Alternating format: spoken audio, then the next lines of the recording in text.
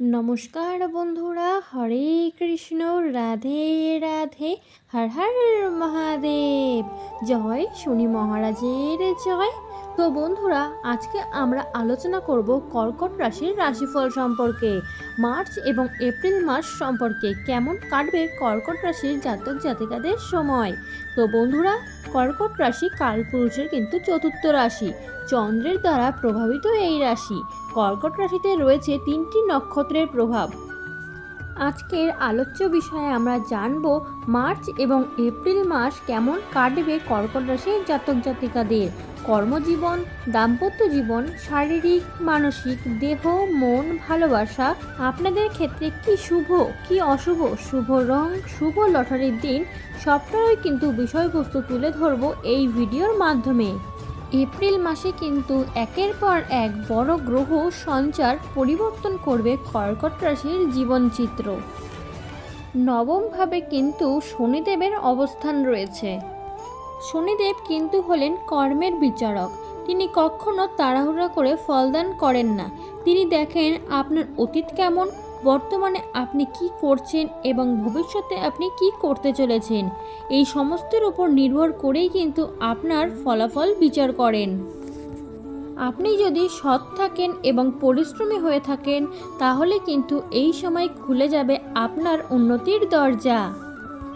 অন্যদিকে বৃহস্পতি তিনি দ্বাদশে কর্কটের দিকে এগিয়ে আসছেন।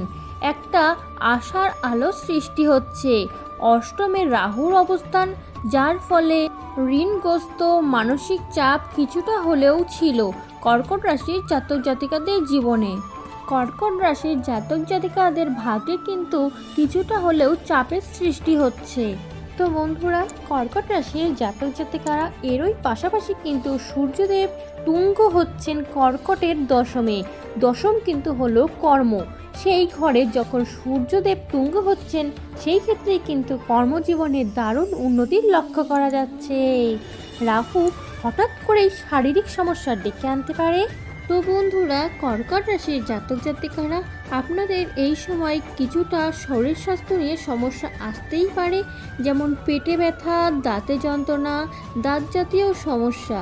এই সমস্ত দিকে আপনারা যদি একটু খেয়াল রাখেন, তাহলে কিন্তু বড় সমস্যার সৃষ্টির থেকে মুক্তি পাবেন। কর্কট রাশির জাতক জাতিকারা খুবই পরিশ্রমী, অত্যন্ত বুদ্ধিমান, মিশুকি এবং রোমান্টিক হয়ে থাকেন। কর্কট রাশির জাতক জাতিকারা সুখ, সৌন্দর্য, বিলাসিতা প্রবণ হয়ে থাকেন। সবার প্রিয় মানুষও কিন্তু হয়ে থাকে কর্কট রাশির জাতক জাতিকারা। কর্কট রাশির জাতক জাতিকারা কিন্তু মনের দিক থেকে খুবই সরল হন। এদের মনে কিন্তু কোনো রকম প্যাচ নেই।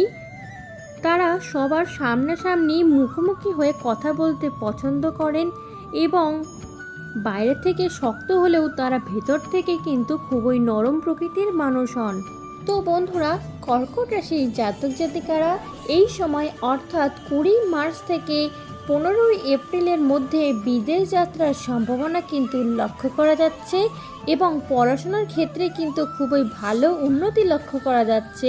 উচ্চ বিদ্যার ক্ষেত্রে বেশ একটা বড় ডিসিশন নিতে পারবেন। বেশ কিছু ক্ষেত্রে বেশ কিছু সময়ে সামনাসামনি মুখের ওপর কথা বলে দেওয়া, এই জিনিসটা কিন্তু কর্কট রাশির জাতক জাতিকাদের মধ্যে রয়েই গেছে। কর্কট রাশির এই দিকটা হঠাৎ করেই সবার সামনে খারাপ লাগলেও পরবর্তীতে কিন্তু এই ব্যবহারের কারণে কর্কট রাশিকে সবাই ভালোবাসেন। যারা নাচ বা গানের সাথে যুক্ত, তাদের জীবনেও কিন্তু হঠাৎ করে একটা বিশাল বড় পরিবর্তন লক্ষ্য করা যাবে। কর্মপ্রাপ্তির ক্ষেত্রে সূর্যদেব উন্নতি আনবেই, এই বিষয়ে কিন্তু কোনো সংশয় নেই। কর্কট রাশির মানুষের হাতে হঠাৎ করেই ধন অর্থাৎ টাকা পয়সা আসার সম্ভাবনা, এটা কিন্তু লক্ষ্য করাই যাচ্ছে।